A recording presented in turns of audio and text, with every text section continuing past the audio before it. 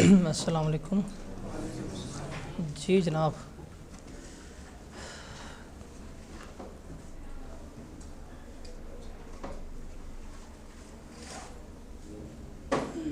कैसे हैं आप लोग? कितने बच्चे ऐसे ने पेपर दे के आए हैं अभी भी फेल हो गए? टेक्स्ट भी दो, और कितनों के टेक्स्ट की फ़र्स्ट अटैम्प्ट है ये? फर्स्ट वालों की मुझे हैं। जिनकी टेक्स्ट की सेकंड अटैम्प्ट है ना, मैं बता देता हूँ, टेक्स्ट का पेपर या तो फर्स्ट अटैम्प्ट में पास होता है या थर्ड में होता है, सेकंड में नहीं होता। ये दुनिया का एक यूनिवर्सल ट्रुथ है। आप जाके किसी भी सीनियर से कंफर्म कर लें अपने कि टेक्स्ट का पेपर या तो फर्स्ट अटैम्प्ट है या थर्ड है, सेकंड वाला इसमें सीन है ही नहीं। कौन सी अटैम्प्ट है तुम्हारी? तो कितनी दफ़ा तूने पढ़ना है यार? अटैम्प्ट भी करके देखें, शायद पास हो जाए। चलें जी, तो हम इसी अजम्पशन पे चलेंगे कि आप लोगों ने कभी भी टेक्स्ट का पेपर नहीं दिया हुआ। हम इसी अजम्पशन पे लेके चलेंगे। आप लोगों को मैंने अभी रिसेंट अटैम्प्ट का क्वेश्चन पेपर दे दिया, इसे संभाल के रखिएगा। चलें जी, अभी आप लोग कितने पेपर दे रहे हैं इस दफ़ा?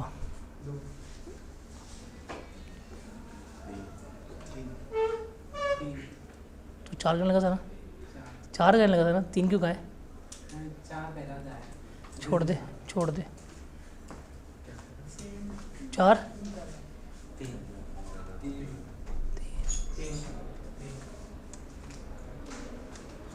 3 के 4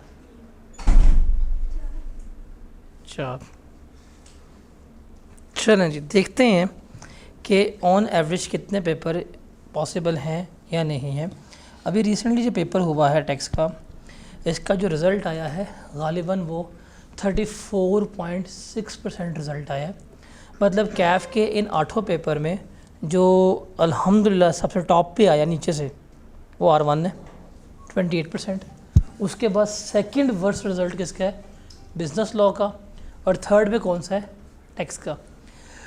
तो ऑन एवरेज आप लोग पेपर भी ये 3 ही दे रहे होंगे, R1, टैक्स और बी लॉ।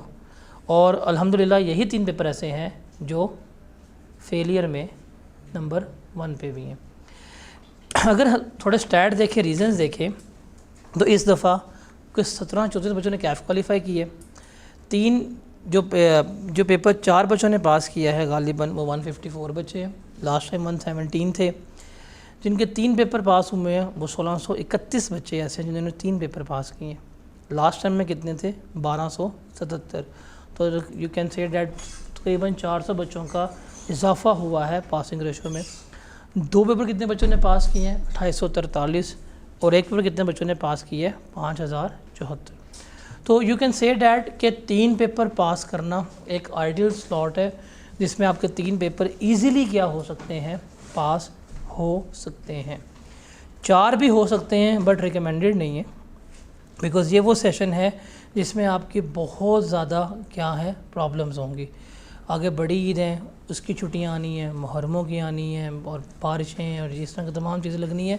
तो आपके लिए 4 पेपर एक मुश्किल अप्रोच होगी, लेकिन 3 पेपर वो है जो डूएबल अप्रोच है जिसको हम लेकर चल रहे होंगे। आप लोगों में से कितने बच्चे ऐसे हैं जिसका फ़र्स्ट टाइम ये टेक्स्ट का पेपर जो है, मतलब फ़र्स्ट टाइम वो आई कैप में रिटर्न पेपर देने जा रहे हैं?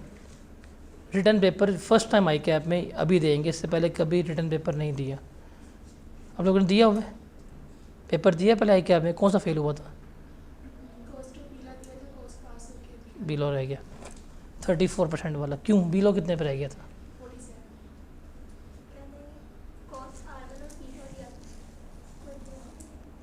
तो फिर वही देने 4। हाँ भाई, तूने कौन सा पास नहीं किया?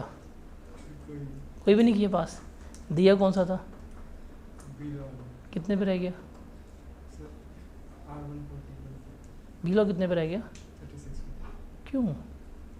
पेपर बहुत मुश्किल था बीलो का।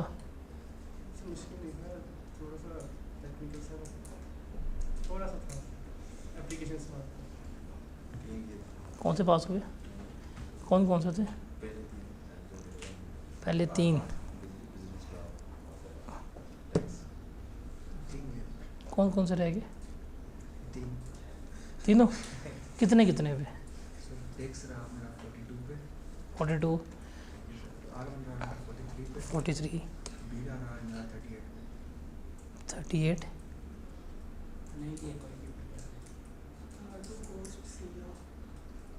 ये रह गए, कॉस्ट रह गए कितने पे? 39 कितने पे? 30 वो वहाँ से बीलो का इतना रिजल्ट गंदा क्यों आया है? बीलो पढ़ के दिया था आप लोगों ने कि बीलो उस परसेप्शन दिया हमें आता है, रीडिंग कर रहे हैं जाके लिखाएंगे आता है, सुकून है। बीलो का रिजल्ट इतना गंदा आना वाज नॉट एक्सपेक्टेड। हमें पढ़ के लगा मैंने बिल्कुल ठीक किया, जब बाद में टीचर ने सॉल्यूशन अपलोड किया था ना वीडियो में, तो बिल्कुल पता चला मैंने बिल्कुल गलत लिखा है, सवाल को जज नहीं कर पाया। आई कैप का देखा सॉल्यूशन? अब तक आया नहीं आई कैप का सॉल्यूशन। टीचर ने वीडियो अपलोड की थी कोई, वो रिकमेंडेड कभी भी नहीं होती। टीचर्स ने बड़ा कुछ अपलोड किया था, आई कैप का जब आया सॉल्यूशन उसके बाद अपना सबको डिलीट कर रहे हैं वो खुद से गलत है। R1 के तकरीबन हर बंदे ने हमारे ये MCQs हैं वो MCQs हैं, इतने ठीक इतने गलत हैं, सब गलत निकले MCQs R1 के। तो आई कैप का सॉल्यूशन अभी आया हो, तो अभी तो बीलॉक आया भी नहीं है, बीलॉक सारे आ गए, तो देखें ज़रा सजेस्टेड सॉल्यूशन देखें ताकि आपको लगे पता कि गलतियाँ कहाँ पे आपने की है। आप सॉल्यूशन देखेंगे आपको आइडेंटिफाई हो जाएगा गलतियाँ आपने कहाँ पे की है, उसी बेसिस पे फिर आप क्या कर सकते हैं, चीज़ों को आगे लेकर चल सकते हैं। ठीक है, उसके बाद हम स्टार्ट करते हैं। आज तो सिर्फ मैं गाइड ही करूँगा आप लोगों को, स्टार्ट तो हम कल ही करेंगे। बेसिकली है क्या हमारा सिलेबस और किस तरह से है, क्या है क्या नहीं। मैं आपको अपना बता देता हूँ, मेरा नाम फ़ारूक हमजद है और अवाम में तो मैं मशहूर हूँ कि मेरा अभी कैफ भी क्वालिफाई नहीं हुआ, हालांकि मेरी इस जून में CFAP की क्वालिफाइंग अटैम्प्ट है। अब अवाम की परसेप्शन में और रियलिटी में बड़ा फ़र्क होता है। मेरा ACCA फाइनलिस्ट हूँ, CA फाइनलिस्ट हूँ।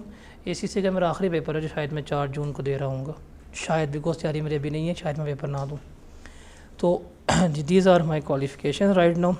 Along with that I am APFA, MBA के 2 सेमेस्टर मेरे पास हैं, बाकी टाइम मुझे नहीं मिल रहा अभी, वो मिलेगा तो वो मैं कर लूँगा, अभी मेरे पास टाइम नहीं है। इसके अलावा एक और फाइनेंशियल वर्ल्ड की एक बहुत बड़ी क्वालिफिकेशन है जो परस्यू कर रहा हूँ, जो अगर होगी तो बताऊँगा, अदरवाइज़ मैं नहीं बताऊँगा, बिकॉज उसमें फेल होते हुए नहीं पहुँचेगा तो फ़ायदा। कौन सी?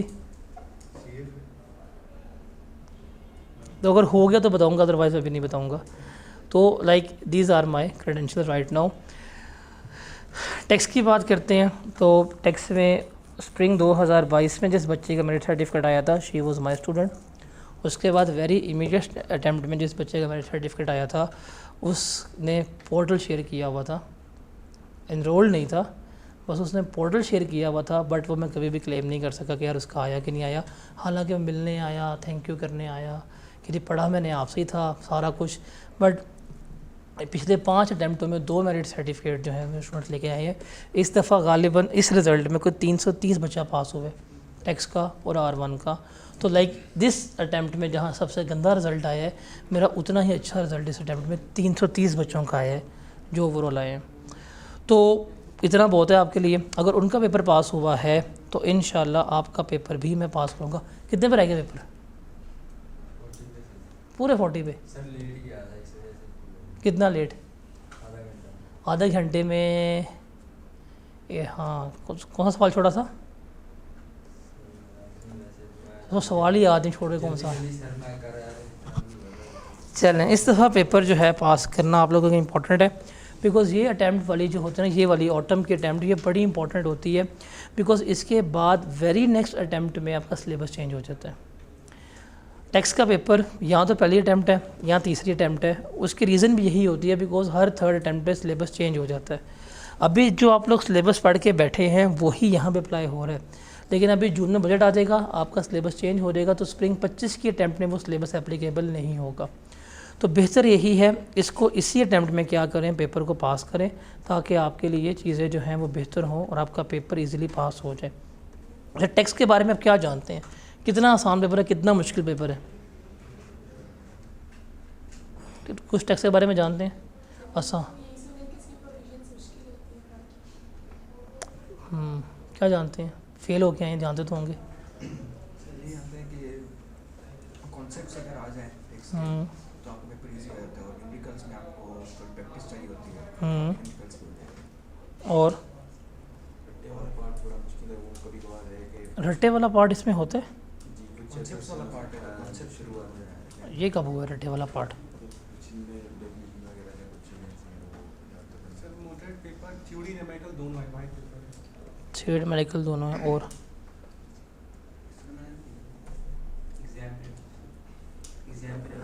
एग्ज़ाम प्रेशर नहीं, टेक्स्ट के बारे में क्या जानते हैं? देखिए मैं बात करूँ टेक्स्ट की, आप पाकिस्तानी हैं और पाकिस्तानी होते हुए आप टेक्स्ट के बारे में ना जाने पॉसिबल है? अब पाकिस्तान में जो इस वक्त कोई बच्चा पैदा हुआ है ना, वो भी टैक्स पे करेगा। जो अभी कोई मरा है ना, उस पर भी क्या होगा? टैक्स तो पे होगा। बिकॉज एक बच्चा अगर पैदा हुआ है, उसका अगर फीडर परचेज़ हुआ है, उसके ऊपर भी क्या होना है? टैक्स पे होना है। और जो बंदा भी मरा है, जो उसका अर्थ गुलाब आना है, उस पर भी क्या होना है? टैक्स पे होना है। तो एक पाकिस्तानी जब उसकी पैदाइश से लेके जब तक वो कब्र में उतरता नहीं है, टैक्स तो पे करता रहता है। टैक्स होता क्या? सवाल है, टैक्स किसे कहते हैं? वो अमाउंट जो गवर्नमेंट ला के तहत अपनी जो उसकी जो जुरिडिक्शन में बन जाता है वो रहती है। वो अमाउंट जो गवर्नमेंट जो है वो ले रही होती है, उसे हम टैक्स कहते हैं। तो इसी सब्जेक्ट को आपने यहाँ पे डिस्कस करना है, इसी सब्जेक्ट को पढ़ना है, डैट इज़ टैक्स। पूरे कैफ में one of the most practical subject जो है, जो आप यहाँ पे डील करेंगे, और इसका पाकिस्तान में स्कोप बहुत ज़्यादा है। आप कल को फर्म में जाते हैं, आर्टिकल स्टार्ट करते हैं, आप टैक्स डिपार्टमेंट में जाते हैं, तो आपका स्कोप जो है बहुत ज़्यादा है। आपका स्कोप जो है वो बहुत ज़्यादा है टैक्स का, जब आप पाकिस्तान में काम करते हैं। बिकॉज जब तक पाकिस्तान है और जब तक ये हुक्मरान है, टैक्स लगता रहना है, काम हमारा कम नहीं होना। इवन जो आप यहाँ पे कैफ लेवल में टैक्स पढ़ेंगे, इसी की बेसिस पे जाके आप क्या कर सकते हैं? प्रैक्टिकल काम कर सकते हैं। आप टैक्स के रिटर्न्स वगैरह भी सबमिट जो है करवा सकते हैं। इतना ये प्रैक्टिकल पेपर है जो आप पढ़ रहे होंगे। मतलब कैफ लेवल की नॉलेज अगर आपको ये आ जाए और आगे जाके आप थोड़ा बहुत प्रैक्टिकल काम करना सीख लें कि जी इस तरह रिटर्न फाइल करनी है, ये फॉर्मेट है, आप कैसे टैक्स की रिटर्न फाइल कर सकते हैं, और यही नॉलेज जो है वो आपको चाहिए होती है। तो टैक्स के बारे में हमने यहाँ पे देखना है क्या होता है और क्या नहीं होता। अगर हम बात करें कैफ़ की, तो कैफ़ में ये हमारा कैफ़ 2 पे फॉल करता है, और ये कैफ़ 2 का बड़ा ही यूनिक पेपर है, जिसे आप कह सकते हैं कि ये न्यूमेरिकली भी टेस्ट होगा आपसे और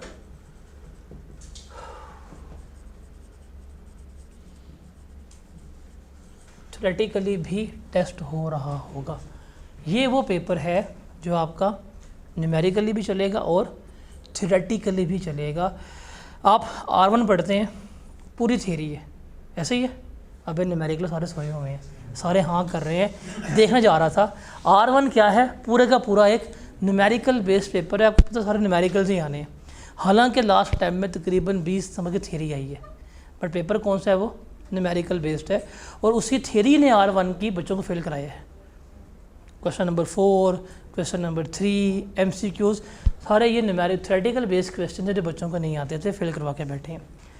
लॉ पढ़ते हैं, पूरा क्या है? वो थ्योरी है, उसमें कोई न्यूमेरिकल्स नहीं है। कॉस्ट पढ़ते हैं, पूरे न्यूमेरिकल्स हैं। रिपोर्टिंग पढ़ते हैं, क्या है? न्यूमेरिकल्स कर रहे होते हैं। लेकिन टैक्स का पेपर ऐसा है जो आपका न्यूमेरिकल बेस्ड भी है और आपका थ्योरेटिकल बेस्ड भी है। अगर न्यूमेरिकल की बात करूं तो पिछले पास्ट पेपर का आप एनालिसिस करेंगे तो आपको 3 क्वेश्चन जो है इसमें से न्यूमेरिकल मिलेंगे। एक क्वेश्चन आपका होगा सेल्स टैक्स में से, जिसकी ऑन एवरेज नंबर जो है आपको 19 मिलेंगे।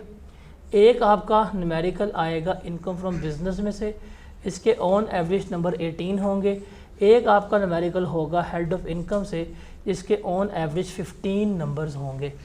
तो ये 3 बड़े न्यूमेरिकल जो हैं वो तो आपको पेपर में मिलने ही मिलने। कितना सम बनता है इसका ज़रा बताएं? 52। कितना? 52। 52। इसके अलावा आपको तकरीबन 1-2 शॉर्ट कैलकुलेशन भी मिलेंगी जो गालिबन 15 मार्क्स की होती हैं। तो यू कैन से डेट 60 से 70 मार्क्स का पेपर जो है ये आपका न्यूमेरिकल बेस्ड पेपर बनता है। अगर नहीं यकीन, आप लोगों को मैंने अभी पास्ट पेपर दिया है, ज़रा इसको निकालें, देखते हैं अभी रिसेंट पेपर में कितने मार्क्स का जो है ये न्यूमेरिकल पेपर आया था। ठीक है, तो इस पेपर के डायनामिक्स समझे बगैर अगर आप पेपर को तैयार कर रहे हैं ना, आप 6 माह पूरे कर जाएंगे, लेकिन आपका पेपर जो है वो कभी भी तैयार नहीं होगा और आपका पास भी नहीं होगा। तो इसलिए इम्पॉर्टेंट है आपको कि आपको पता होना चाहिए इस पेपर में है क्या। देखिए, हमें बदकिस्मती से हम पेपर तैयार करने बैठे हैं, हमें पेपर के बारे में पता है कोई नहीं, हम चले जाते हैं मुँह उठा के आई कैप में, हमें क्या पता है कैप फेल कर देते हैं। अब ये पेपर आया था इसी अटैम्प्ट का, अगर हम इसको देखते हैं तो इसमें से न्यूमेरिकल्स कितने मार्क्स के हैं ज़रा देखते हैं। पहला क्वेश्चन आपका आया that is from income from business, ये 18 और 9 कितने बनते हैं, 8 और 9 कितने बनते हैं, 17 मार्क्स का न्यूमेरिकल आया था, कंफर्म। ठीक है, अगला 2 मार्क्स थ्योरेटिकल हैं। फिर क्वेश्चन नंबर 2, 5 और 2 7 न्यूमेरिकल्स हैं, 17 साथ कितने हो गए, 24। फिर क्वेश्चन नंबर 3 में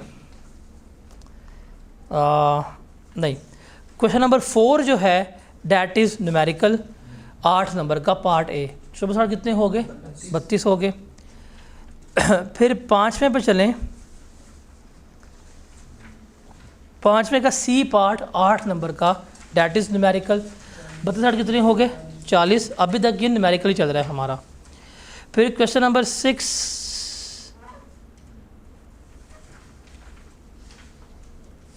क्वेश्चन नंबर 6 नहीं, क्वेश्चन नंबर 7, क्वेश्चन नंबर 7 का पूरा कितना बनता है, 16 मार्क्स।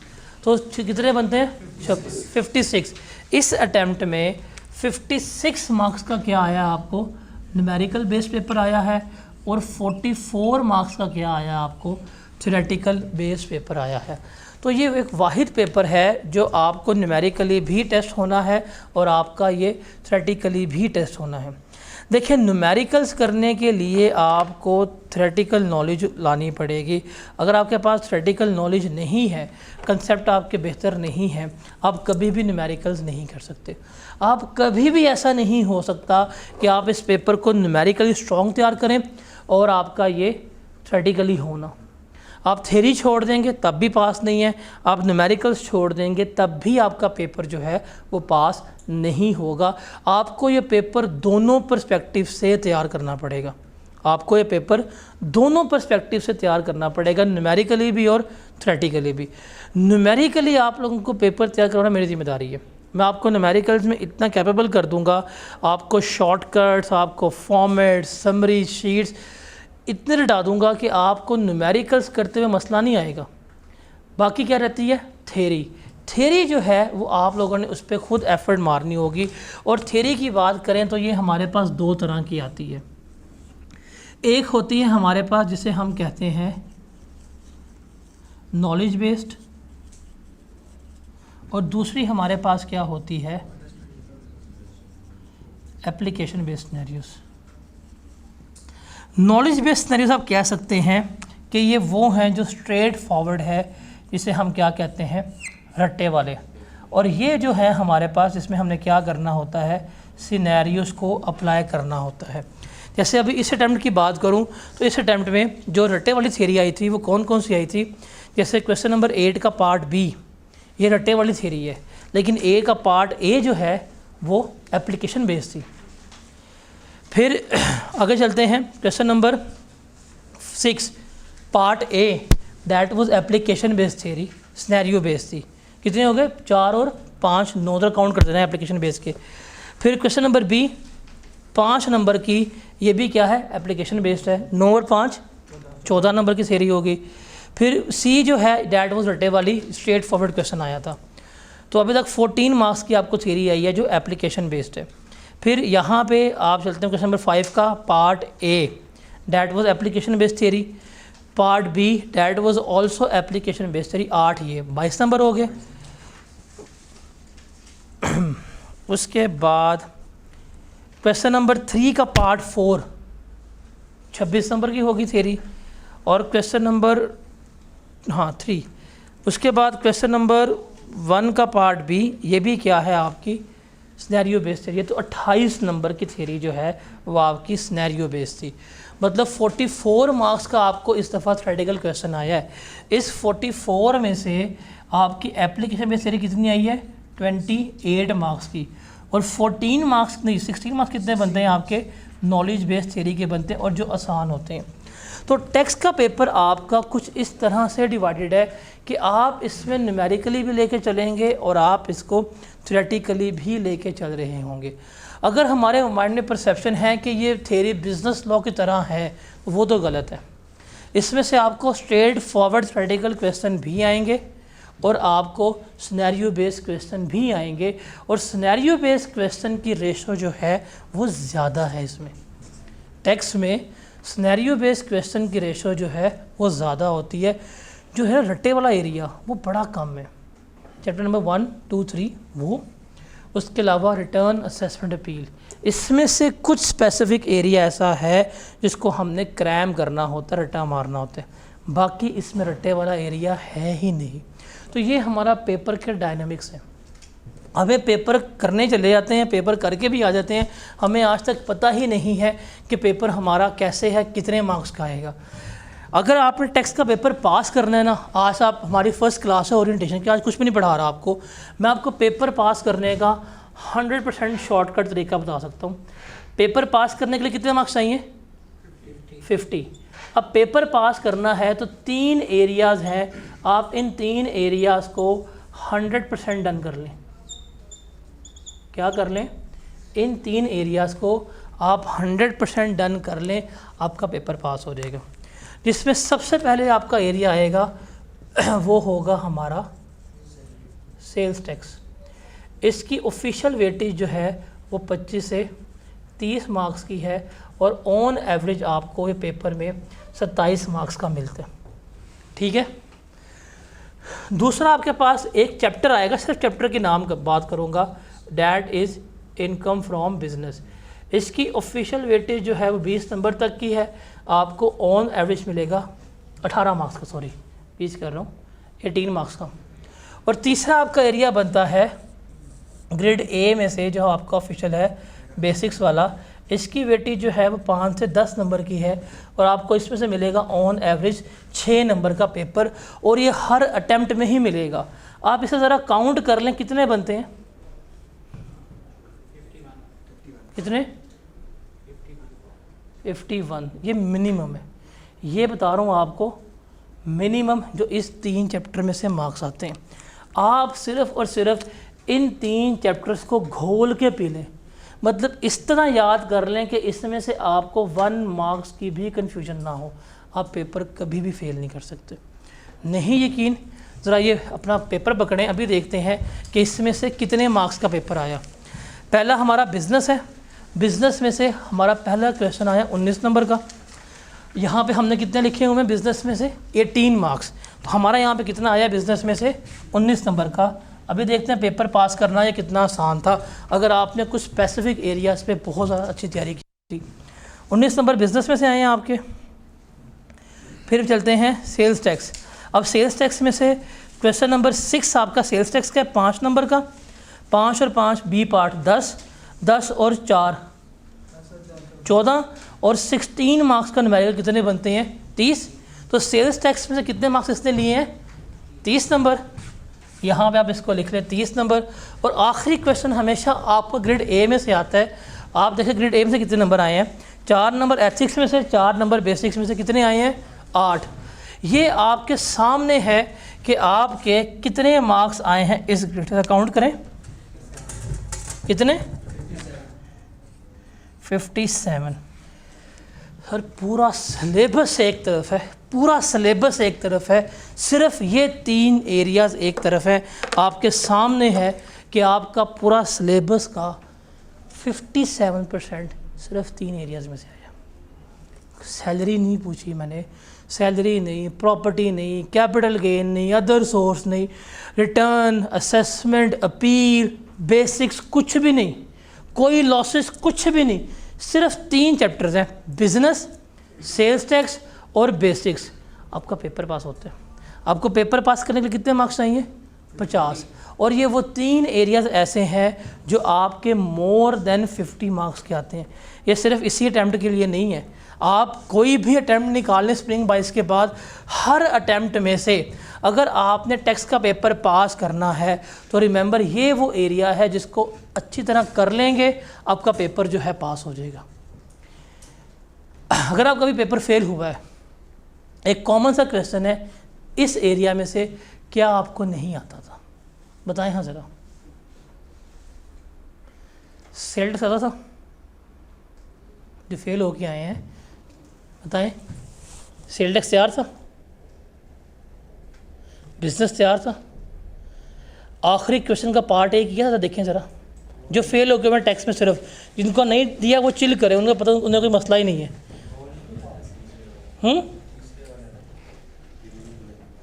आपके सामने है कि आपको पहले दिन ही बता रहा हूँ कि ये वो एरियाज़ हैं जो 110% इतने मार्क्स के आने ही आने। जब आपको पता है कि एक एरिया या दो एरियाज़ जो पेपर का 50% से ज़्यादा है, तो एक आइडियल अप्रोच नहीं कि हम उसके ऊपर टाइम ज़्यादा स्पेंड करें, हम उसको अच्छे से तैयार करें। और आप जो भी बच्चा फेल हुआ है आप उससे पूछ लें, उसका यही 3 एरियाज़ वीक होते हैं। जो भी बच्चा फेल हुआ है ना, आप उसको पूछ लेंगे उसके तीनों यही एरियाज़ क्या हैं, वीक है। आप किसी से भी पूछ लें जो फेल हो गया, क्यों भाई जो था बिज़नेस कैसा किया था, सेल टैक्स कैसा किया था, थोड़ा अच्छा था। आखिरी सवाल, आप देखें 50 नंबर जो कंफर्म बता रहा हूँ उसमें से आप रिटर्न 25 भी लेके बैठे होंगे, रिटर्न उसमें से 25 भी नहीं आए होने। और मैं वो आपको बता रहा हूँ एरिया कि आपकी कोशिश ये होनी चाहिए कि इस 50 में से 57 में से 50 आने चाहिए। जब आपको पता है एक एरिया इतना इम्पॉर्टेंट है, उसमें से इतने मार्क्स आने हैं, तो हमारी अप्रोच क्या होनी चाहिए, उसमें से 25 नंबर लेना कि उसमें से 40-45 मार्क्स लेना। ये है रीज़न टैक्स के फेल की। टैक्स के पेपर पास करना है, टैक्स के पेपर मेरिट सर्टिफिकेट लेके आना है, टैक्स के पेपर को पहले टाइम में निकालना है या जब भी निकालना है, आप बस टैक्स के पेपर को प्लान कर लें। आपको पता है ना कि किस एरिया में से कितना पेपर आना है और कितने मार्क्स का आना है, पेपर पास है। तो ये 3 एरियाज़ हैं जो आपका पेपर पास करवाएंगे और ये 3 एरियाज़ हैं जो आपका पेपर फेल करवाएंगे। जिनका फेल हुआ है वो खुद से अपनी सेल्फ असेसमेंट कर लें, क्या आपके ये 3 एरिया स्ट्रॉन्ग थे? तीसरा रहता था भाई, ये तीनों स्ट्रॉन्ग थे। If the answer is no, आप अपना फेल होना डिज़र्व करते थे। बिकॉज पूरी किताब एक तरफ है, 5 हेड्स एक तरफ हैं, लॉसेस एक तरफ है, रिटर्न असेसमेंट अपील एक तरफ है, वो जो बेसिक्स है ऑफ टैक्सेशन है जी, टैक्स ईयर सारा एक तरफ, वो आपके 8, 9, 10 चैप्टर्स एक तरफ और ये एक तरफ है। वो 43 नंबर के पूछे हैं इसने, ये इसने कितने के पूछा है, 57 मार्क्स का। इतनी क्लियर डिवीज़न है। इतनी क्लियर डिवीज़न होने के बावजूद अगर बच्चा नहीं कर रहा तो बच्चा बेवकूफ़ है।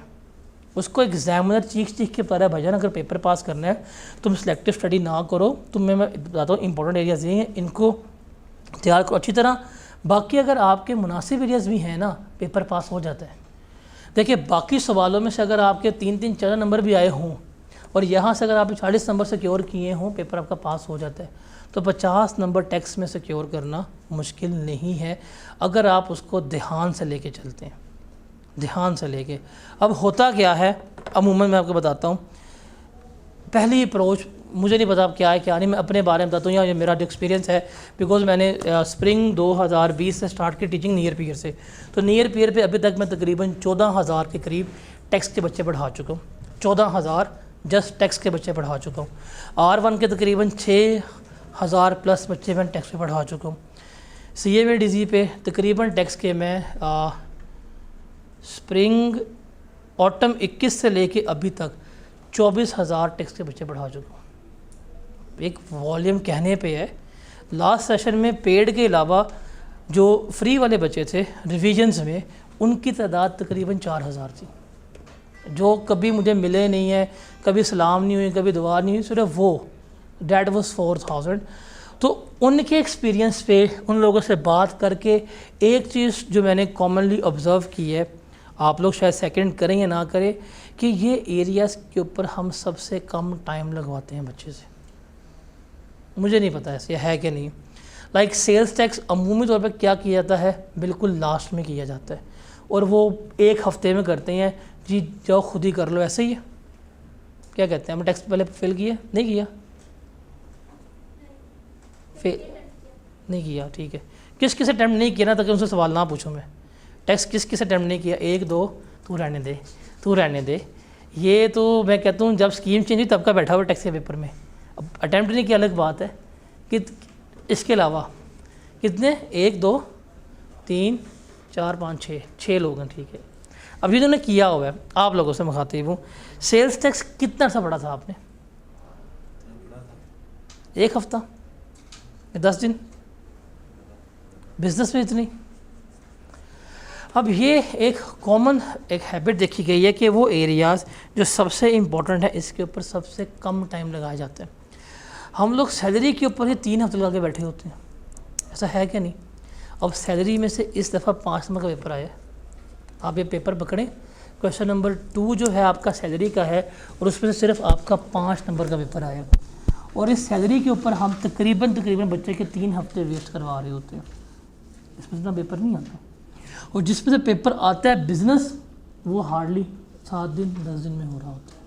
तो एक तो ये रीज़न है कि टाइम एलोकेटेड ना होना स्टडी का, ये सबसे बड़ी रीज़न है। आपने पेपर पास करना है, आप आज के डेट के साथ अपने हैंड आउट्स पे लिख लें, मैं आपको साइन करने को देने को तैयार हूँ कि अगर आपके ये 3 एरिया सिक्योर हो गए ना, आपका पेपर पास है रिटन श्योरिटी के साथ। ये 3 एरियाज आप लिख के साइन करवा लें। टाइम हुआ है 3 बज के, उस घड़ी के मुताबिक 10 मिनट, मेरी घड़ी आगे होती है, मेरी घड़ी के मुताबिक 3 बज के 12 मिनट हुए, 3 बज के 12 मिनट तारीख है आज 6 में, ओए 2 दिन के बाद उर्स भी है, खैर कॉलेज के बड़े पहनने के बचेंगे। तो 6 में 3 बज के 13 मिनट के ऊपर मैं आपको रिटर्न श्योरिटी देने को तैयार हूँ, लिख लें। ये तो ऑन रिकॉर्ड भी आ गई है कि अगर आपके ये 3 एरियाज़ 100% सिक्योर है, आपका पेपर कभी भी फेल नहीं हो सकता, आपका पेपर कभी भी फेल नहीं हो सकता। जैसे कि पोस्ट में से मतलब हुआ उसने सीएम व्यक्ति ने 30 नंबर का पूछ लिया, अब इसलिए वो करे सेल्स टैक्स पूछे ही ना फिर। आई कैप के सिलेबस में 3 ग्रेड है, वो एक ग्रेड में कोई चीज़ नहीं पूछेगा, लेकिन ग्रेड पूरा पूछेगा। तीसरे ग्रेड का नाम सेल्स टैक्स है, वो सेल्स टैक्स में से थ्योरेटिकल क्वेश्चन ना पूछे, उसकी मर्ज़ी है। वो सेल्स टैक्स में 2 न्यूमेरिकल पूछ सकते हैं, पूछेगा लाजमी। वो सेल्स टैक्स कंफर्म है, आपसे आपका नाम ना पूछे ठीक है, लेकिन वो सेल्स टैक्स लाजमी पूछेगा। सेल्स टैक्स के बगैर पेपर नहीं कंप्लीट हो सकता। ये जो आखिरी ग्रिड है, इसके बगैर पेपर कंप्लीट नहीं हो सकता। ये जो ग्रिड होता है ना हमेशा सिलेबस का, हर सिलेबस ग्रिड है जी, grid A B C D, उसने अपना ग्रिड लाजमी पूछना होता है। उसमें कोई चैप्टर मिस करवा सकता है, जैसे ये अभी ग्रिड आया है, इसमें एक सवाल चैप्टर नंबर 1 से आया हुआ है, बेसिक्स का डेवलपमेंट वाला, एक सवाल एथिक्स में से आया हुआ है, उसने कॉन्स्टिट्यूशन छोड़ दिया हुआ है। इस अटैम्प्ट में जो आप देने जा रहे हैं, इसमें से वो 110% क्या पूछेगा, कॉन्स्टिट्यूशन, बेसिक्स और एथिक्स छोड़ देगा। उसने ग्रिड वो लाजमी पूछना है, उसमें से 3 चैप्टर हैं, एक पूछ लेगा, तीनों नहीं पूछेगा, बट ग्रिड लाजमी टेस्ट करेगा। तो टेक्स्ट में तो ग्रिड उसने लाजमी टेस्ट करना है, लाजमी टेस्ट करना है। तो ये मैं आपको रिटर्न लिखवा लें, साइन करवा लें, आपके अगर ये 3 एरिया सिक्योर है, आपका पेपर पास है। मैं बड़ी शॉर्टी से कह सकता हूँ, पता है क्यों, इससे कहते रीज़न पता है ये है, ये स्टेटिस्टिक्स देख रहे हैं, ये 1 नहीं है, 2 नहीं है, 3 नहीं है, ये 334 बच्चे हैं जिनका इस अटैम्प्ट में टेक्स्ट पास किया, और इस 334 में से 16 बच्चे ऐसे हैं जिनके 4 पेपर पास होंगे, ग्रुप ए पूरे का पूरा। इसलिए श्योरिटी ना मेरे पास है। और अगर नहीं तो मैं आपको एक और चीज़ दिखा देता हूँ। जिस बच्चे का मेरिट सर्टिफिकेट आया है, उसकी इस वक्त जून में अटैम्प्ट है C5 की, चेक कर रहे हैं, उसकी भी C5 की मेरी, बट मैं क्वालिफाई कर रहा हूँ, उसकी पहली अटैम्प्ट है। मेरा लैपटॉप हैंग हो गया माशाल्लाह से, आवाज़ नहीं आ रही, अच्छी बात है। Sign language I guess, TV की आवाज़ बंद है, इशारे आ गए ये ले, नहीं टीवी की आवाज़ मेरी बंद है। भाई जा यार, मैं मोटिवेट करूँ, बाहर भाग गए। तो ये एक नहीं है, दो नहीं है, तीन नहीं है, इतने अगर बच्चे पास हुए हैं तो यू कैन से डैट अगर मैं इतनी कोई बात कर रहा हूँ तो मैं बहुत ही लाइक उस पर वसूख से कह रहा हूँ कि टेक्स्ट का पेपर पास करना बहुत मुश्किल नहीं है। मैं दो पेपर डील करता हूँ, टेक्स्ट का और R1 का। मैं दोनों में आपको बता सकता हूँ कि दोनों पेपर पास करना मुश्किल नहीं है। हम लोग ना पढ़ते बहुत रॉन्ग वे में, बहुत गलत तरीके से पढ़ते हैं हम। पेपर पास करना मुश्किल नहीं है। इंटर पढ़ के आए हो, FSC की थी, FSC में कितने घंटे पढ़ते थे ऑन एवरेज? नलायक से नलायक कितना पढ़ता होगा? आखिरी 2 महीने में भी कितने घंटे पढ़ते थे? आखिरी 2 महीने में पूरा करते थे। कितने घंटे? 8-10 8 कितने घंटे पढ़ते थे आप लोग? 8-10। आप FSC में क्या करते थे? आप लोग कॉलेज जाते थे, उसके बाद आप कॉलेज से आते थे, अकेडमीज़ जा रहे हैं, अकेडमीज़ के टेस्ट सेशन ज्वाइन किए हुए हैं, अकेडमी यहाँ के बाद खाना खाने के बाद टेस्ट की तैयारी कर रहे हैं, और टेस्ट में टॉप भी करते थे। मनहूस चेक करें ऐसे लोग कि टेस्ट में टॉप भी किया हुआ इन लोगों ने। आप इंटरमीडिएट में ऑन एवरेज तकरीबन ना सेल्फ बेसिस के ऊपर 4 घंटे पढ़ते थे, डेली पढ़ते थे। ऐसे ही है, CA में इतना ही पढ़ते हो, झूठ ना बोलना, CA में इतना ही पढ़ते हो?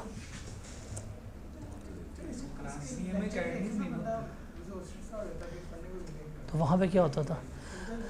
वहाँ पे अल्कीन अल्काइनी फर्स्ट टाइम पढ़े थे आप लोगों ने? फर्स्ट टाइम पढ़े थे? हर बड़े से फर्स्ट टाइम पढ़ के आते हो। Methane, ethane, propane first time पढ़ के आते हो। वहाँ पे तो करते थे। हेज़नबर्ग के प्रिंसिपल फर्स्ट टाइम पढ़े थे वहाँ भी आपने। फाइलेंस फर्स्ट टाइम पढ़ते हो, क्या हो गया? वहाँ भी फर्स्ट टाइम पढ़ते हो। वहाँ पे तो आप 4 माह में 6 किताबें पढ़ रहे होते हो, रोज़ पढ़ते हो। यहाँ तो 2 पेपर पकड़ते वो भी नहीं पढ़ते। वो 6 किताबें पढ़ के रोज़ के ऊपर 900 नंबर 950 नंबर आए होते हैं। यहाँ 50 नंबर नहीं आ रहे आप लोगों के। क्यों? द रीज़न इज़ यही चीज़, द रीज़न इज़ दैट उस वक्त आप लोगों की लाइफ में एक तो डिस्ट्रक्शन बहुत कम थी और खौफ था, चित्रोल होती थी घर से। क्योंकि पढ़ते हम 2 चीज़ों से हैं, शौक़ से या खौफ से। शौक़ हमें है नहीं पढ़ने का और खौफ किसके बाप का नहीं है। तो ये फैक्ट है। आप जितना इंटरमीडिएट में पढ़ते रहिए ना, उतना आप यहाँ पढ़ना शुरू कर देना, आपका पेपर कोई फेल नहीं होगा। आप प्रैक्टिकली सोचिएगा बैठ के, कभी भी जब हो ना, जब इंसान ने अपना कथारसिस करना होता है, फिर जब फेल होता है ना बच्चा, ये रिज़ल्ट आया फेल, इस दफ़ा तो आग लगा देनी है, 4 पेपर देना है, ठुकरा के मेरा प्यार इंतकाम देखेगी। बोले सारी वाइफ चल रही होती है, दुनिया तबाह होने लगी है, अब देखो कुछ नहीं। ये फुल टाइम होता है मोटिवेटेड। नेक्स्ट डे अच्छा यार 4 हो जाएंगे, फिर 3, फिर 2, फिर समझ नहीं आ रही होती पेपर क्यों फेल हुआ है। जो भी है, कभी खुद सोचिएगा कि आपके जो पेपर फेल हुए हैं, कि आपने उनको इतना पढ़ा था, इतना इंटर पढ़ने का हक था। इंटरमीडिएट में भी आप ज़्यादा पढ़ते थे, इवन लिख लिख के पढ़ते थे। जितना गालिब को आपने लिखा है, इतना तो गालिब ने खुद नहीं अपने आप को लिखा। फैक्ट है। गालिब की कौन सी तशरीह आपने याद की है बताएं? और इतनी अच्छी राइटिंग में आप कहें जी नहीं ऐसे नहीं। वही उर्दू का पेपर इतने बड़े बड़े लिखने के बावजूद आप 3 घंटे में पेपर पूरा करके आते 100 नंबर का, है कि नहीं? कितने घंटे में? 2.5 घंटे में आप पेपर करते थे। तो अब क्या ऐसा हो गया, वो बच्चा जो पूरा उर्दू का पेपर करके आ रहा है, उससे CA का पेपर पूरा नहीं होता? क्यों इतने डाउनग्रेड हो गए? इस डाउनग्रेड होने की रीज़न आप लोग खुद हैं, बिकॉज आप लोगों ने वो एफर्ट करना छोड़ दिए। फैक्चुअली बता रहा हूँ, आप इंटरमीडिएट में ज़्यादा लिखते थे। इतना लिखते हो भी पेपर फेल होके बैठे हो। लास्ट सेशन में कितना पेपर लिखा था आपने? कितने लिखते हुए पढ़ाई की थी बताएं ज़रा? की थी लिख लिख के? लिखा था? आपके मेरे हर सवाल का जवाब इनकार आने नहीं किया, तो आपको पता है कि आपकी रीज़न ऑफ फेलियर क्या थे। आप इंटर में 6 सब्जेक्ट पढ़ने बैठे हो और वो भी फर्स्ट टाइम पढ़ने बैठे हो। अब टू बी वेरी ऑनेस्ट, जब आप आते हैं उठ के मैट्रिक से, तो मैट्रिक से FSC मुश्किल है, ऐसे है कि नहीं? आपने वो मुश्किल सर की।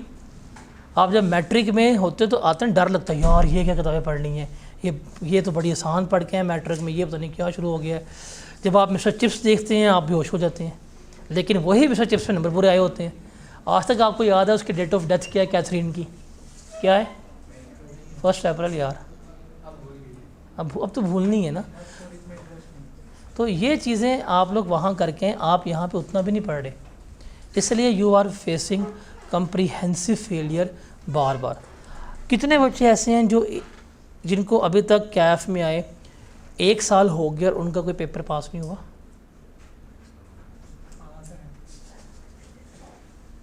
या पिछले 6 माह में उसने कोई पेपर पास नहीं किया? अब देखिए आपका पिछले 6 माह में कोई पेपर पास नहीं हो रहा, तो इसकी रीजंस आइडेंटिफाई करने की कोशिश की है। What are the reasons? क्या रीज़न हो सकती है? देखिए आप लोग पैसे लगा रहे हैं, पैसा कमा लेंगे, जो आप लोगों का टाइम वेस्ट हो रहा है ना, ये टाइम वापस नहीं आना। बच्चे आ रहे हैं 2 अटैम्प्ट में क्वालिफाई कर रहे हैं, वो जा रहे हैं। आप लोग अगर कैफ के अंदर ही 5 अटैम्प्ट लगा के बैठ गए, 6 अटैम्प्ट में लगा के बैठ गए, पढ़ने वाले होते हैं ना, उनको पता है कि भाई करना है। वो नहीं देखते कि यार ये नेटफ्लिक्स देखने जा रहे हैं, क्लास बंक करना है, ये करना है, वो करना है।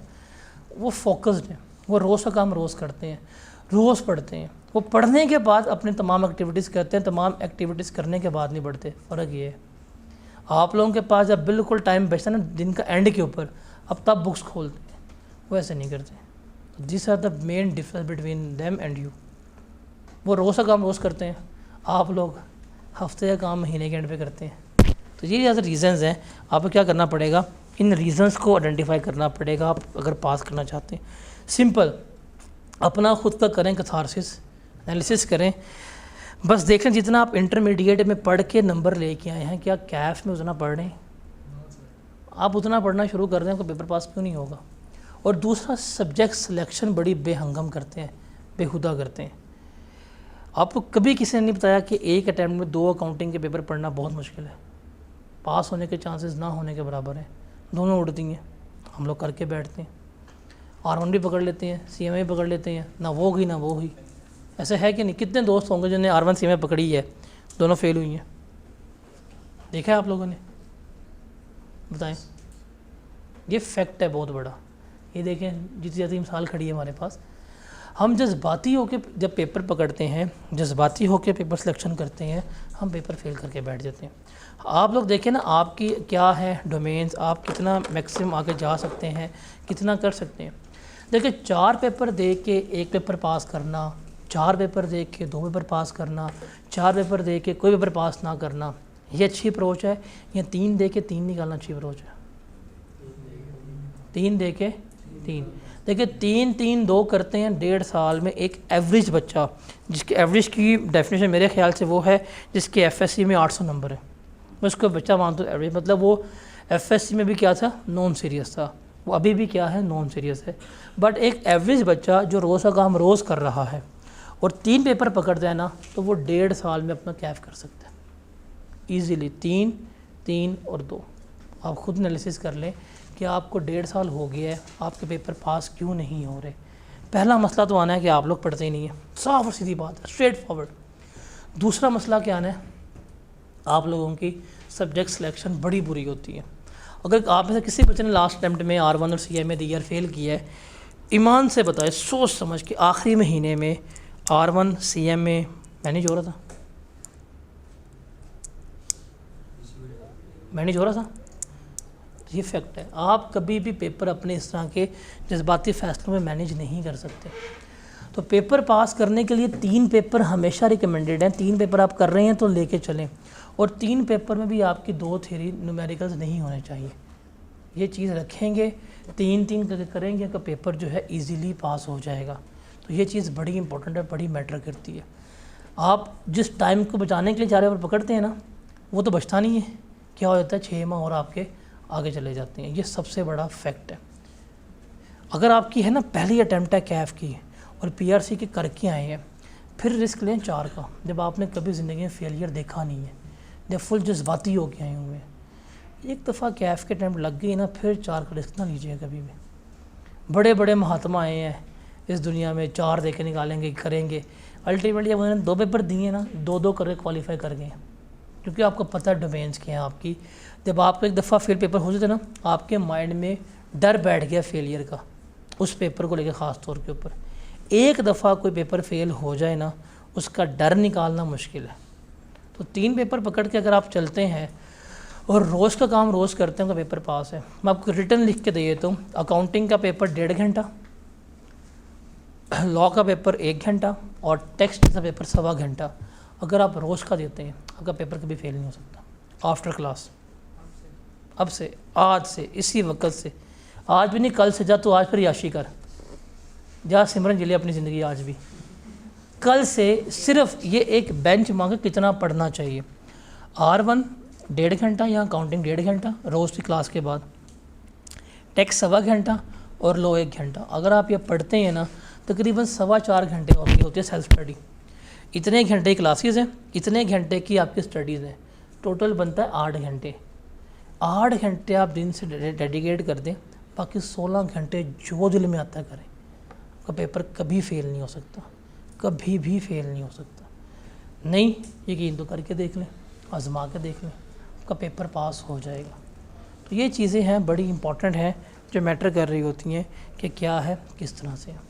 अब चूँकि हमारा पोस्ट बैच है, अब इसमें बड़े ना एक वो रिजर्वेशन होती हैं कि सिलेबस कैसे होगा, कैसे नहीं होगा, किस तरह चलेगा। पहली बात है मेरे माइंड में यही है कि आप लोगों ने पहले पढ़ा या नहीं पढ़ा। मेरे माइंड में वही जो बच्चा एक बिल्कुल फ्रेश आया ना ज़ीरो से, मैंने आपको उसी पर्सपेक्टिव पे ही लेके चलना है, ठीक है। जैसे अभी हमने बात की है कि हमारे पास सिलेबस पास करने के लिए जो सबसे इम्पोर्टेंट एरिया है वो क्या है, सेल्स टैक्स, बिज़नेस और ग्रेड ए।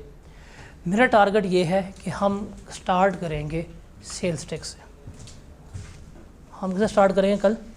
हम सेल्स टैक्स से स्टार्ट करेंगे। सेल्स टैक्स और ग्रेड ए ये हमने तकरीबन यू कैन से डैट हम 21 मई तक कंप्लीट करेंगे with all practice and each and everything. The why is that because मैंने जुलाई में आपको एक दफ़ा और सेल्स टैक्स करवाना है। कुछ एरिया ऐसे हैं जो आपके जितने अच्छी तरह तैयार हों हम उनको उतने ही इजी वे में मार्क्स सिक्योर कर सकते हैं, और वो सेल्स टैक्स है। प्री बैच वालों को तो जो शुरू हो गया उनका सेल्स टैक्स भी ख़त्म हो गया, उनके अभी 27 लेक्चर हुए हैं तो उनका तकरीबन 40% सिलेबस ख़त्म हो चुका हुआ है with past papers pre batch वालों का। आप लोगों का भी सिलेबस चलना उसी पेज पे है, लेकिन उनको भी मैं सेल्स टैक्स 2 दफ़ा करवा रहा हूँ, उनको बिज़नेस भी 2 दफ़ा करवाऊँगा बिकॉज वो प्री में उनको 1 माह का एडवांटेज होता है। आप लोगों को सेल्स टैक्स जो है वो मैंने 2 दफ़ा करवाना है बिकॉज ये 30 नंबर आप सिक्योर अगर कर जाते हैं ना पेपर में, यकीन माने बाकी 20 नंबर सिक्योर हो जाते हैं कहीं ना कहीं से। इस दफ़ा जितने बच्चे फ़ेल हुए हैं ना, इवन आप में से कोई बच्चा फ़ेल हुआ है, आप लोग माने या ना माने आप लोगों का सेल्स टैक्स आपको मार्क्स सिक्योर करके नहीं देखेगा। सेल्स टैक्स का न्यूमेरिकल था, ये आप लोगों ने कैसे किया होगा देखें ज़रा, कंबाइन किया था कि इंडिपेंडेंटली किया था?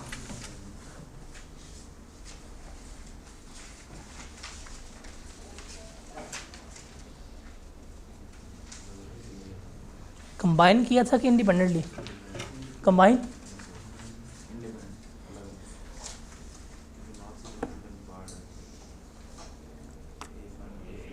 तो हमने स्टार्ट उसी पेस पे करना है कि एक फ्रेश बच्चा आता है, बैठता है, उसने कभी टैक्स को नहीं पढ़ा, उसको भी सफ़र नहीं होगा, बिल्कुल भी नहीं होगा।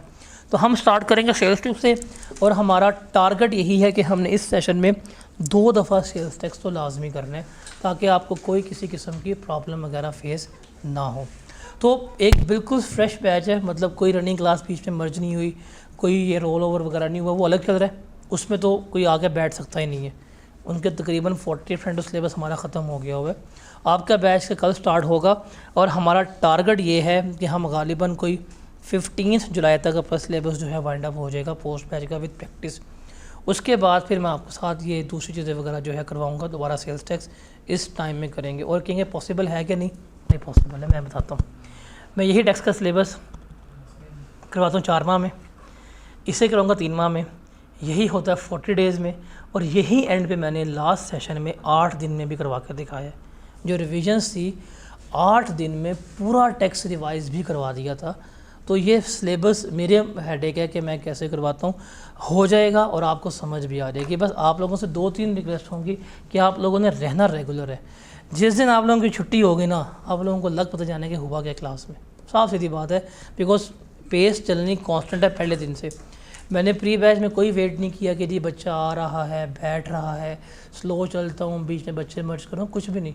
मौसम पीछे बैठा से पूछ लेना, या इसने अपने बैच शिफ्ट कैसे पूछ सकते हैं कि वहाँ 40 मिनट सिलेबस ख़त्म भी हो गया होगा, with past paper, with numericals. Even result आने से पहले जो रिसेंट अटैम्प्ट का न्यूमेरिकल था, मैंने ये भी क्लास में करवा दिया था, प्रॉपर इसकी वीडियो सोल्यूशन अवेलेबल है कि इस तरह होना चाहिए था, तो ख़त्म करवा गया था। तो हमने चलना उसी पेस पे, बिकॉज हमारा टारगेट ये है कि हमने आखिरी महीना जो है अगस्त वाला, वो शुड बी डेडिकेटेड हो रिविजन्स के लिए। उसमें ये ना हो कि आप सिलेबस कवर कर रहे हैं, मैं सिलेबस कवर करवा रहा हूँ, आपकी क्लासेस हो रही हैं, ऐसा नहीं होगा। वो सिर्फ किसके लिए होगा, आपकी रिविजन्स के लिए। और हम इसको 15 जुलाई वाले वीकेंड पे इसको ख़त्म कर देंगे। उसमें ख़त्म करके उसके बाद मैंने आपको सेपरेटली जो है एक दफ़ा दोबारा सेल टेस्ट करवाने, बिकॉज़ मैं आपको बता दूं मेरी ख्वाहिश भी यही है और हमेशा कोशिश भी ये होती है कि जब आप ICAP जाएं पेपर देने के लिए, आप पेपर पकड़ें, आप सबसे पहले जिस एरिया को स्टार्ट करें वो कौन सा होना चाहिए, सेल्स टैक्स का 30 नंबर का एरिया है। अगर आप ये 30 नंबर 1 घंटे में करके बैठ गए ना 40 मिनट में, और आपको पता है आपने ठीक किए, आपका पेपर वहाँ बैठे बैठे पास। और आप जब हॉल से निकलेंगे, आप कह के निकलेंगे कि भैया हमारा पेपर पास है, ये मैं आपको फॉर श्योर कह सकता हूँ। नहीं यकीन, आप एग्जैक्ट 10 दिन के बाद देख लीजिएगा। 10 दिन के बाद आप कोई भी सेल टेस्ट का सवाल पकड़ के देख लें, आपसे हो रहा होगा। मैं आपको चैलेंज कर सकता हूँ इंशाल्लाह 10 दिन, हार्डली 10 दिन। कल हमारा डे 1 है, आज तक चूँकि ओरिएंटेशन बेसिक है, कल डे 1 है। 10वें दिन पे आप सेल्स टैक्स का कोई भी सवाल पकड़ लीजिएगा, आपसे क्या हो रहा होगा, सॉल्व हो रहा होगा। तो हमने सेल्स टैक्स एक 30 नंबर का एरिया आपके सामने है, मैंने कोशिश करवानी और आप लोगों ने मेरे साथ एफर्ट करनी है कि इस 30 में से हर बच्चा मिनिमम 25 नंबर सिक्योर कर सके। आप इस 30 से 25 निकाल लें। जो ग्रिड ए है हमारा 8 नंबर वाला, इसमें से 5 नंबर आ जाते हैं। 30 नंबर अगर आपके यहाँ से निकल रहे हैं ना, तो 20 नंबर आप पूरे पेपर में से सिक्योर कर लेते हैं और वो हो भी जाते हैं। कोशिश होगी वो भी 20 हम कहाँ से सिक्योर करें, बिजनेस से सिक्योर कर लें, बिकॉज आप लोगों की एफ़र्ट 50 नंबर सिक्योर करने वाली है। मेरी एफ़र्ट्स ये हैं कि मैं आपको 100 में से 90 नंबर सिक्योर करवाऊँ। दोनों की एफ़र्ट्स में फ़र्क है, बट हमने कोशिश करनी है कि हम मैक्सिमम मार्क्स सिक्योर करें और वो हो जाएंगे। टैक्स का पेपर आसान है, आप तरीके से करते हैं, आपको पता है वेटेज का, आपको पता है इंपॉर्टेंट एरियाज़ का, किस में से कितने मार्क्स आते हैं, पेपर हो जाएगा। इतना प्रैक्टिकल पेपर है, इतना प्रैक्टिकल पेपर है, बिकॉज मैं आपको बताता हूँ जून के महीने में जब हमने रिटर्न असेसमेंट अपील करना है, देखिए कोई चीज़ मर्ज नहीं होनी है आपकी, मैं साफ सीधी बात बता रहा हूँ, आप ऑन रिकॉर्ड भी है, आप जाकर याद रखिएगा, कोई आपका बैच मर्ज नहीं होना किसी के साथ भी, यही टाइम हमारा रहना है। एक टॉपिक आना है रिटर्न्स वाला, रिटर्न्स असेसमेंट अपील का, सिर्फ ये एक टॉपिक है, जिसमें से जो रिटर्न्स वाला एरिया है वो मैंने प्री बैच को और पोस्ट बैच को कंबाइन करवाना है। उसकी रीज़न ये है कि जब आप रिटर्न्स पे पहुंचेंगे और जब वो रिटर्न्स पे पहुंचेंगे, हम इतना टैक्स कर चुके होंगे कि मैंने आपको प्रैक्टिकल रिटर्न फाइल करना सिखानी है इसी सेशन में, ठीक है, कि आप रिटर्न किस तरह फ़ाइल कर सकते हैं। जितनी कैफ की नॉलेज आपको है, आप 500 रुपये लेके ना क्या कर सकते हैं, बच्चों की रिटर्न फाइल कर सकते हैं। तो थोड़ी सी प्रैक्टिकल नॉलेज के लिए ना मैं 1-2 दिन के लिए आपका प्री और पोस्ट बैच कंबाइन करूँगा, ताकि 2 बैचेस को मैं अलग वो चीज़ नहीं बता पाऊँगा। तो सिर्फ वो एक आएगा और वो भी जून के एंड में, मतलब बड़ी ईद के बाद करूँगा मैं। उससे पहले आपका कोई चीज़ जो है वो कंबाइन इसमें नहीं होगी। तो प्रॉपर लॉजिक्स के साथ हम लेके चलेंगे और आपको प्रैक्टिकल एक्सपोजर भी बताता जाऊँगा कि यार ये चीज़ फॉर्म में आप इस तरह कर सकते हो, प्रैक्टिकल लाइफ में इस तरह कर सकते हो, ये आपका पोर्टल है, इस तरह इसको लेके चलना है, ये मैनेजमेंट होती है, इस तरह RSS सारा कुछ सिखा के आपको भेजूँगा। तो ये एक प्रॉपर बैच होगा ज़ीरो से। अगर आपने कभी भी टैक्स नहीं पढ़ा हुआ ना, अगर आप पढ़ने बैठते हैं, आपका पेपर जो है पास हो जाएगा। तो ये मेरी श्योरिटी है। और हम सेशन को लेकर चलेंगे कि आपको नोट्स जो हैं PDF में प्रोवाइड किए जाएंगे, बुक हमारी प्रिंटिंग पे गई हुई है, शायद इस वीकेंड तक आ जाए, अभी भी श्योरिटी नहीं है, फिर उसको कोई परस्यू नहीं कर रहा, हम फंसे हुए थोड़े से। फिर आपको तमाम लॉजिक्स कंसेप्ट जो है एक्सप्लेन किए जाएंगे, पास्ट पेपर करूँगा ICAP के, आपको हर चैप्टर की समरी प्रोवाइड करना मेरा काम होगा। इवन बुक के एंड के ऊपर भी हर चैप्टर की समरी होगी। तो कोई चैप्टर करने के बाद उसको रिवाइज़ करने के लिए आपको फुल चैप्टर करने की नीड नहीं है, आप सिंपल क्या करें, समरी करेंगे, आपको चैप्टर जो है पूरा रिवाइज हो जाएगा। आपको न्यूमेरिकल की शीट्स, न्यूमेरिकल के फॉर्मेट जो है वो सारा कुछ जो है प्रोवाइड किए जाएंगे। उसके अलावा PPTs, आपको स्लाइड्स मिल जाएंगी, शॉर्ट लेक्चर्स, नोट्स, जो भी आप कहेंगे आपको प्रोवाइड की जाएगी, ताकि आपको पढ़ते हुए कोई मसला ना हो। मैं मेरी एक रूटीन है, मैं इस सब्जेक्ट को या R1 को बहुत स्मार्टली प्लान करता हूँ। मैं वो नहीं करता कि यार ये करते आ रहे हैं, बुक के सीक्वेंस में कर रहे हैं, कोई लॉजिक्स नहीं क्रैम कर रहे हैं। जो चीज़ जहाँ पे रिलेट कर रही है हम वहाँ पे करेंगे, बेशक बुक का सीक्वेंस जो सा मर्जी हो। तो हम लॉजिकली लेके चलेंगे, स्मार्टली लेके चलेंगे और स्मार्टली करेंगे, आपका पेपर जो है इजीली पास हो जाएगा। उसके अलावा बुक्स हमारी कौन सी फॉलो होंगी उसको देख लेते हैं। तो बुक आपको जो है हमारा जो स्टडी मटेरियल होगा, ये बुक है प्रिंटिंग में गई हुई है, शायद इस वीकेंड तक हमारी आ जाए, कोशिश है, क्योंकि अभी जिन्होंने लेके आनी है वो सारे बिजी हैं अभी पोस्ट मैच वगैरह में, तो एक वीकेंड तक बुक आ जाएगी। इस बुक के आपको एडवांटेज बता देता हूँ। ऑटम 2009 से लेके इस अटैम्प्ट तक जो भी आई है, सारे पास पेपर चैप्टर वाइज अवेलेबल है।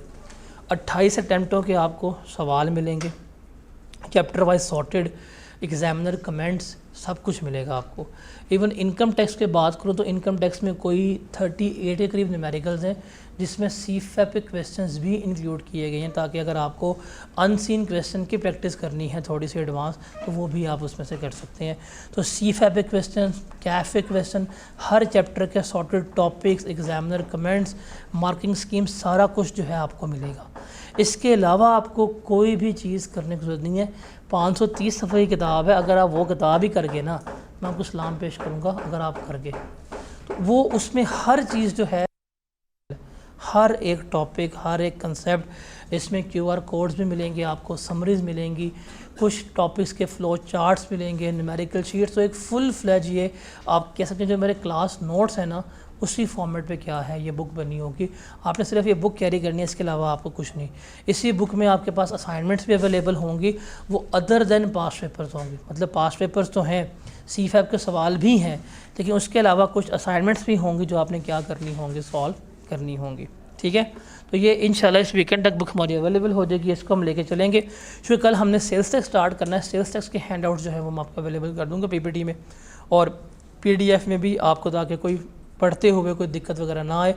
कल इनको चैप्टर नंबर 21 और 22 दे देना, 2 चैप्टर सिर्फ, ताकि हम उसको लेके कंटिन्यू करें। अगर टैक्स के सिलेबस की बात करें तो थोड़े हमने पहले भी ग्रेड को डिस्कस किया था। जो हमारा सिलेबस है वो इन 3 ग्रेड्स में डिवाइडेड है, ग्रेड A, B और C, जिसमें ग्रेड A में 3 चैप्टर्स हमारे आते हैं। एक है सिस्टम ऑफ टैक्सेशन पाकिस्तान, दूसरा कॉन्स्टिट्यूशन का, तीसरा एथिक्स का। इसमें की एवरेज वेटेज जो है वो 5 से 10 नंबर की है और ऑन एवरेज इसमें 6 नंबर का पेपर आता है। अभी लास्ट टाइम में कितने मार्क्स का आया है? 8 नंबर का। और ये बड़ा बेसिक सा एरिया, ये आप PRC में पढ़ के आए होते हैं, आप देख के आए होते हैं कि PRC में वो जो होता है काइंड्स ऑफ टैक्सेस में डायरेक्ट टैक्स, इनडायरेक्ट टैक्स, सारा कुछ जो है आप देख के आए होते हैं। तो ये एक आसान एरिया है जनरल नॉलेज वाला। फिर कॉन्स्टिट्यूशन के बजट कैसे बनता है, गवर्नमेंट का प्रोसेस क्या है, एथिक्स वगैरह ये है। उसके बाद सबसे बड़ा एरिया हमारा इनकम टैक्स का, जिसकी वेटेज कितनी होती है? 60 से 70 मार्क्स की होती है। जैसे इस अटैम्प्ट में 62 मार्क्स जो हैं वो इनकम टैक्स में से आए हैं, 62 मार्क्स इनकम टैक्स में से आए हैं।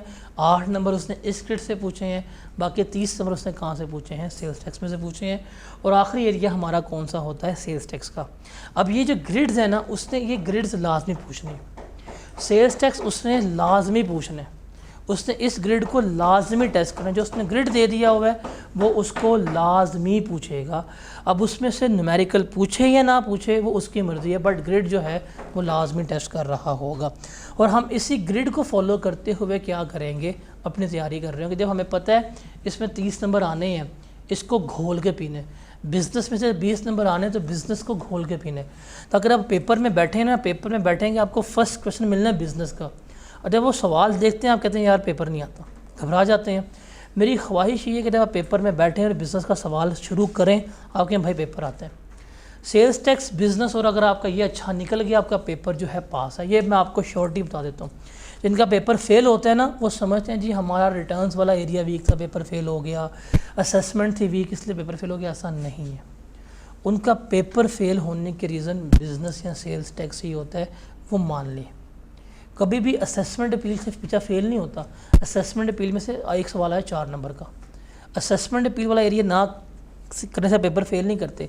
पेपर फेल करने की मेजर रीजंस जो है वो आपके 2 एरिया होते हैं, which is sales tax and income from business.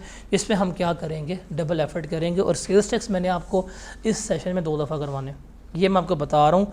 2 दफ़ा पढ़ने का रीज़न ये है बिकॉज मुझे आपको पेपर ये हर हाल में पास करवाना है। Got it. पेपर स्ट्रक्चर की मैंने बात कर लिया कि हमारा पेपर न्यूमेरिकली भी होगा और थ्योरेटिकली भी होगा, जिसमें से कुछ क्वेश्चन न्यूमेरिकल बेस्ड हैं और कुछ क्वेश्चन थ्योरेटिकल बेस्ड हैं, जिसमें से इस अटैम्प्ट में 56 मार्क्स के न्यूमेरिकल आए हैं और 44 मार्क्स की आई है थ्योरी आई है। अब इस सब्जेक्ट अगर हम रिजल्ट्स को देखें तो इससे शो हो रहे हैं कि स्प्रिंग 22 में रिजल्ट 31% था, फिर 38 हुआ, फिर 35 हुआ, फिर 43 हुआ, अब 35 दोबारा हो गया।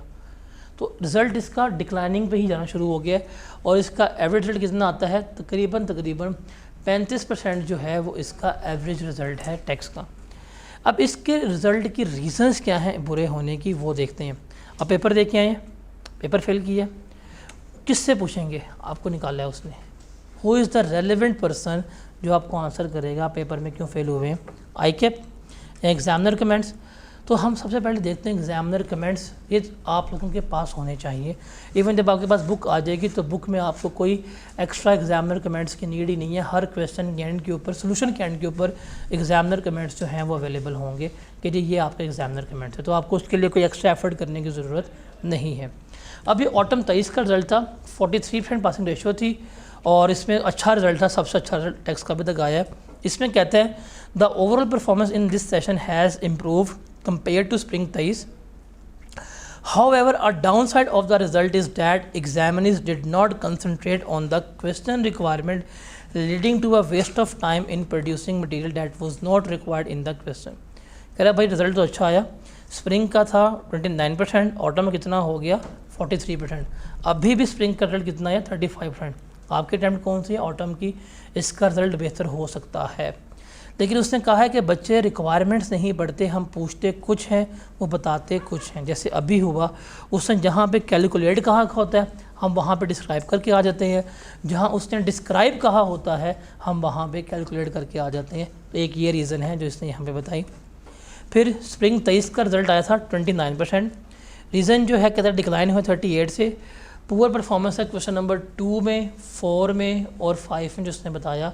अब देखें 2 में जस्ट 15% बच्चे पासिंग मार्क्स ले पाए, 3 में 30, 4 में 6%, 5 में 9% और 8 में कितने बच्चे 24% बच्चे पासिंग मार्क्स सिक्योर कर पाए। रीज़न कहता है it has been observe that examinees were unable to apply their theoretical knowledge to practical situation, कि वो थ्योरेटिकल नॉलेज को प्रैक्टिकल सिचुएशंस में अप्लाई नहीं कर पाए। अभी भी जब इसके आएंगे एग्जामिनर कमेंट्स, इस दफ़ा आपको एप्लीकेशन बेस्ड सिनेरियो कितने मार्क्स के आए हैं 28 नंबर के। ये सिनेरियो बेस्ड क्वेश्चंस का ना कर पाना जो है ये एक बेसिक रीज़न है पेपर फेल करने की। सिनेरियो बेस्ड क्वेश्चन ना कर पाना रीज़न है। हम लोग समझते हैं कि रट्टा नहीं मारा इसलिए फ़ेल हो गई, अब रट्टे की वजह से फ़ेल नहीं हो रहे। वो कह रहा है आप लोग थ्योरेटिकल नॉलेज को अप्लाई नहीं कर पा रहे, इसलिए क्या हो रहे हैं, आप पेपर फेल करके बैठ रहे हैं। For example in question 3, examinees were provided with different brought forward losses and were expected to adjust them wherever applicable, carrying forward the remaining amount to subsequent year, along with them mentioning the maximum period up to which losses may be carried forward. However, despite being aware of the treatment as observed in the previous session, in knowledge-based question of the same area, examinees failed to effectively demonstrate their understanding in practice. क्या मैंने पूरा सवाल दिया, आपको सब कुछ बता दिया, सिर्फ आपने क्या करना था, उसको एक्सप्लेन करना था और आप लोग वो नहीं कर पाए। तो नॉलेज बेस्ड क्वेश्चन जो है ना वो तो हो जाते हैं रट्टे वाले, जो एप्लीकेशन बेस्ड क्वेश्चन है वो नहीं हो पाते।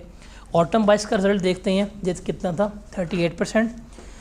कहता है परफॉर्मेंस जो है इम्प्रूव हुई है स्प्रिंग 22 से, but in line in average with 5 session. Below average performance किस में कह रहा है, थ्योरी बेस्ड क्वेश्चन में है, जिसकी रीज़न क्या है, poor writing skills. Further, it seems that questions were attempted without paying attention to the requirement or wording of the question, कि आप रिक्वायरमेंट ही नहीं पढ़ रहे, आप वर्डिंग ही नहीं पढ़ रहे और आप क्या कर रहे हैं, सवाल को कर रहे हैं।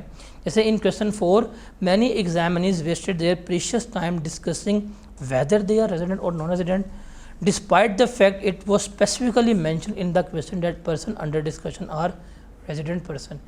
कह रहा है मैंने खुद बताया हुआ है कि बंदा कौन है, रेजिडेंट है, और टाइम किस में वेस्ट कर रहे हैं, उसको फैसला करने में रेजिडेंट है या नहीं। वही साहब है वो जब बगदाद में लाकू खान आया था, ये मुसलमान लड़ाई करते जी कौवा हलाल है कि हराम है, ये वही साफ कर रहे हैं कि रेजिडेंट है कि नॉन रेजिडेंट है, और उसने खुद बताया हुआ क्या है बंदा वो रेजिडेंट है। तो ये एग्ज़ामिनर कमेंट्स जो है ये बड़े इंपॉर्टेंट है, अगर आप इन्हें करेक्ट करेंगे तो ये कुछ रीज़न्स हैं जो हमें मिलती हैं एग्ज़ामिनर की। क्या? पहली है कि inability to understand what examiner wants, हमें समझ ही नहीं आ रही कि एग्ज़ामिनर भाई साहब क्या चाहते हैं। हमें एप्लीकेशन बेस्ड इश्यूज़ हैं, हमें टॉपिक का इशू है, हमें रिक्वायरमेंट समझ नहीं आ रही, ये प्रॉब्लम है। Second, selective study.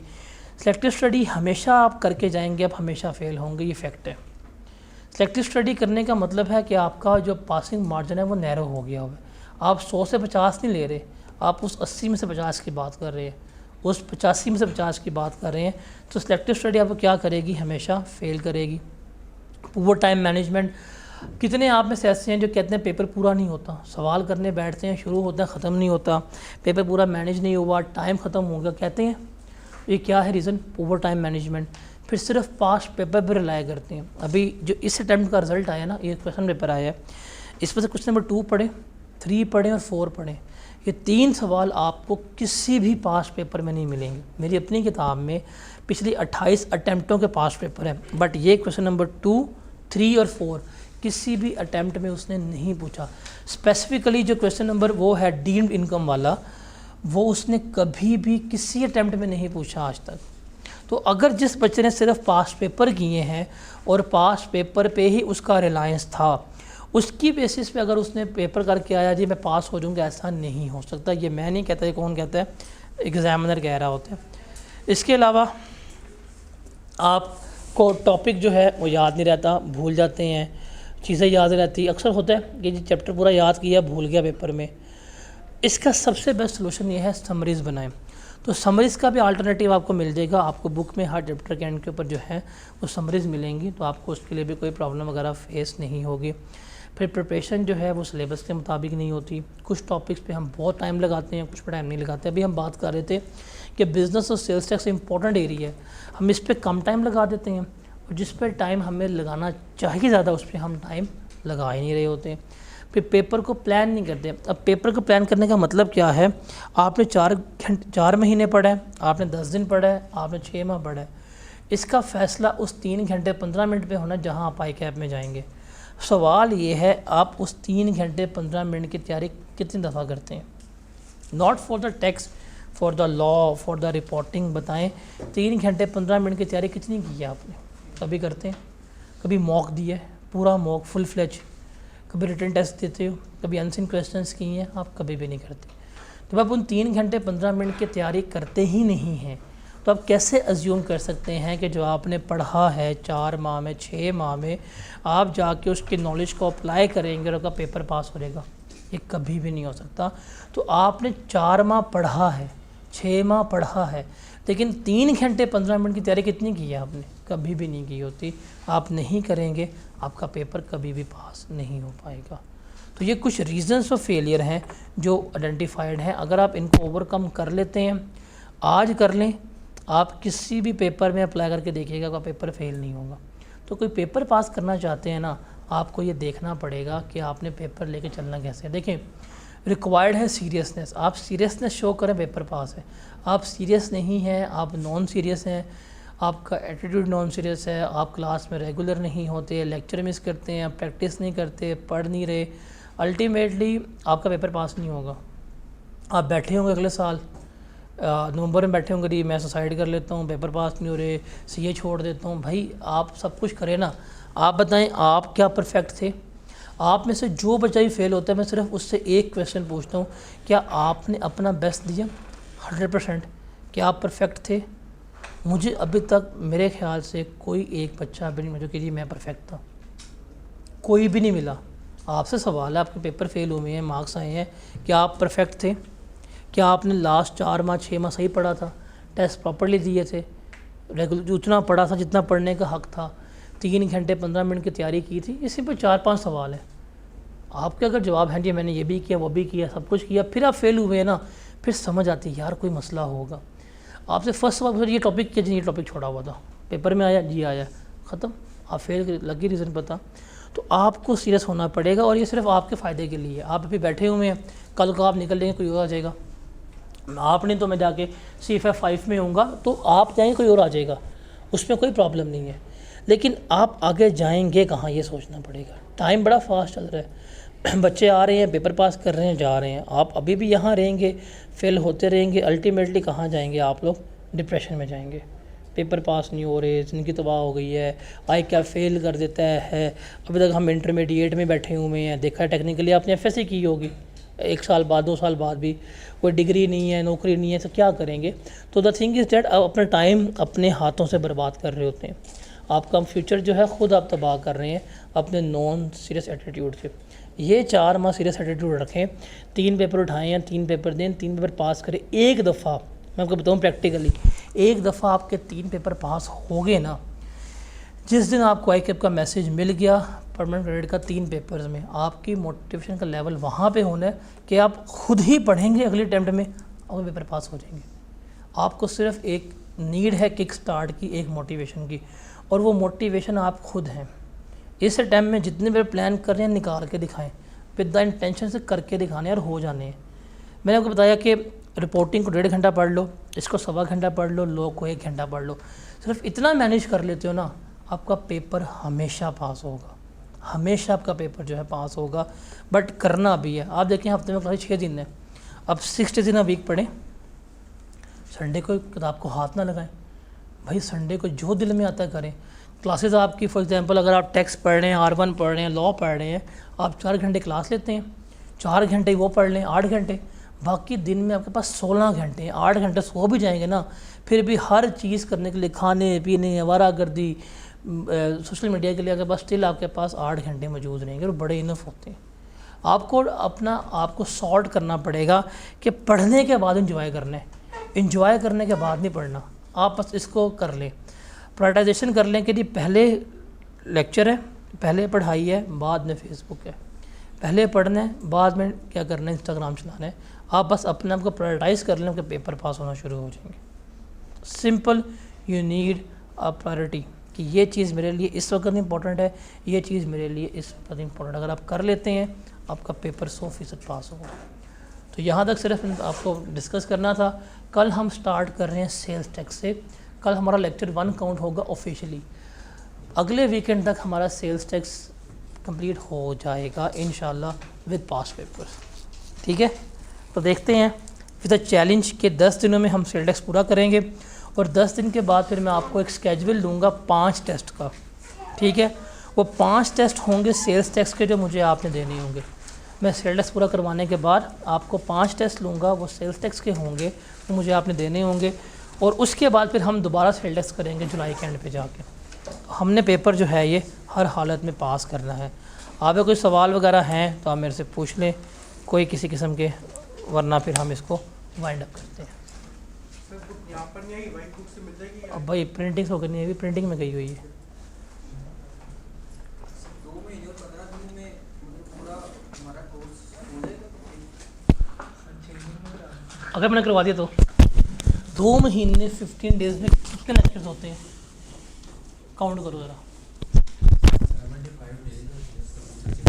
75 को मल्टीप्लाई करें 1.6 कितने घंटे बनते हैं? और 1.5, हाँ 1.5 से कितने घंटे बनते हैं? 70 को मल्टीप्लाई करो 1.5 से कितने घंटे? कितने? 100 घंटे पढ़ने क्या हो गया? आपको टेक्स्ट पोस्ट बैच में 17 घंटे चाहिए होता है। और मेरे पास टाइम का बड़ा एडवांटेज है ना, क्लास 1.5 घंटे की है तो लिखा टाइम टेबल भी हुआ है, किसने 1.5 घंटे की क्लास है, इसके बाद कोई क्लास मेरी नहीं है, ये क्लास इस रूम में आखिरी क्लास है, तो हम करेंगे 10 मिनट रोज़ एक्सटेंड हो जाएगा। आप मुझे बताइए कि 10 दिन के बाद कि 10 दिनों में आपका सेल टैक्स कंप्लीट होता है कि नहीं होता। ठीक है, मैं आपसे 10 दिन के बाद पूछूंगा जब आप सेल टैक्स पूरा करके बैठे होंगे।